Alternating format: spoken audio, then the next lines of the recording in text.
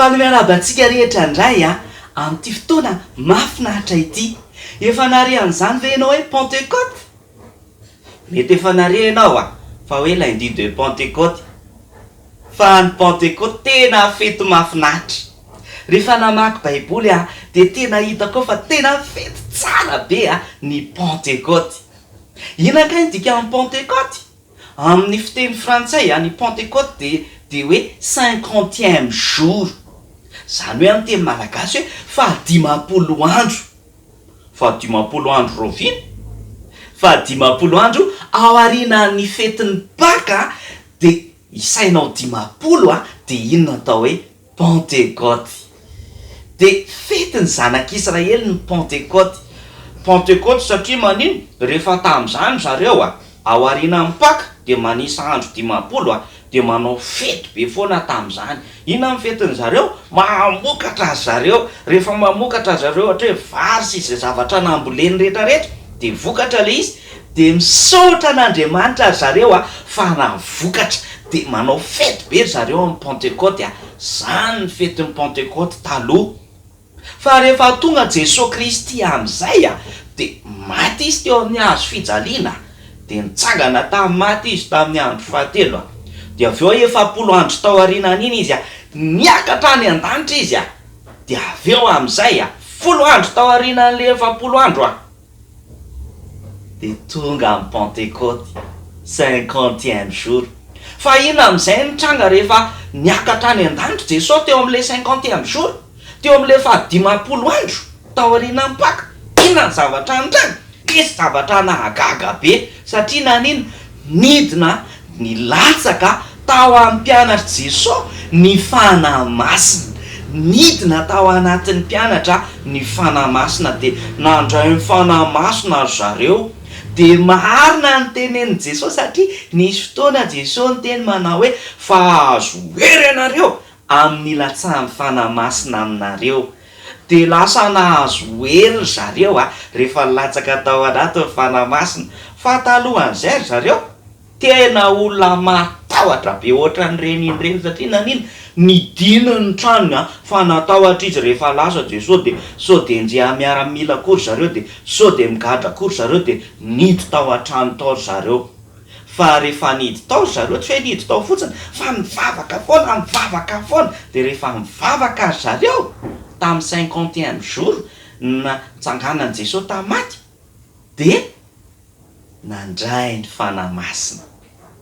Dia rehefa nandray ny fanahy masina tao anatiny zareo dia lasa nahery be. Dia tsy nijanona tao an-trano tao intsony zareo dia tsy nididy intsony ny trano fa lasa nivoaka amin'izay zareo nanomboka tsy natahotra fa nanambara momba an'i Jesosy, nanambara momba an'Andriamanitra, nanomboka nitory teny dia nanomboka nataony zareo hitan'ny olona fa reo zareo.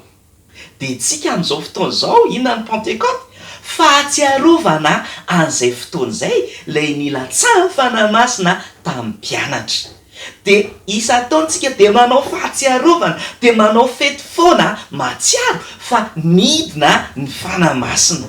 Dia tsika koa ange afaka mandray fanahy masina, afaka mipetraka ao anatinao koa ange fanahy masina na ankizy kely ianao na olon-dehibe fa ny baiboly ange milaza an'izany hoe amin'ny andro farany nandatsahako ny fanahiko amin'ny nofo rehetra dia ny ankizy kely handray ny fanahy masina koa. Fa rehefa namaky baiboly dia aika hatrany anaty kibony zazakely dia efa afaka afeno ny fanahy masina.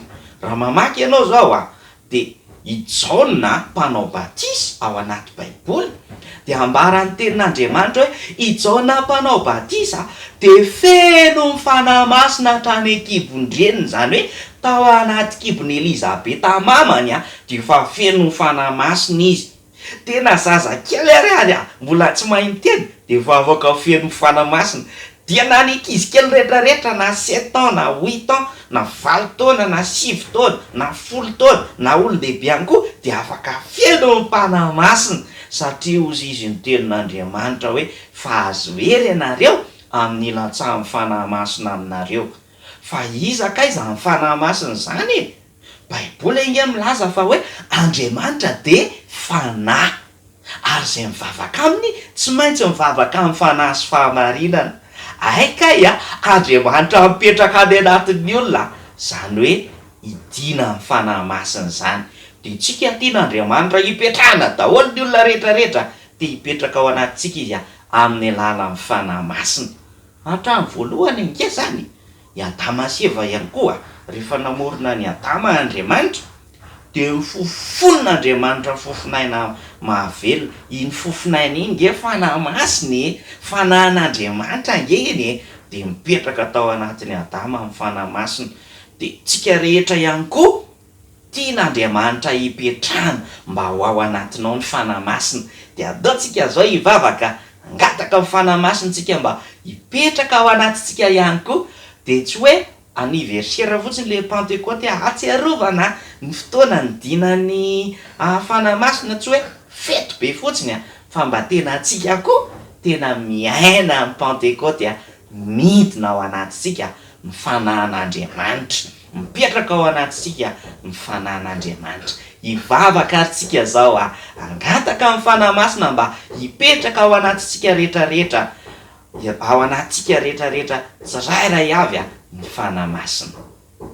Fanahy masina mino afa-Andriamanitra ianao de androany sokafako anao ny foko, sokafako anao ny saiko, sokafako anao ny fanahiko mba hidiranao.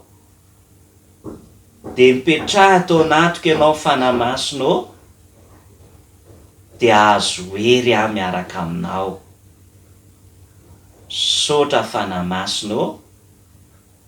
Amen. Ny fanahy masina de Andriamanitra mipetraka ao anatintsika.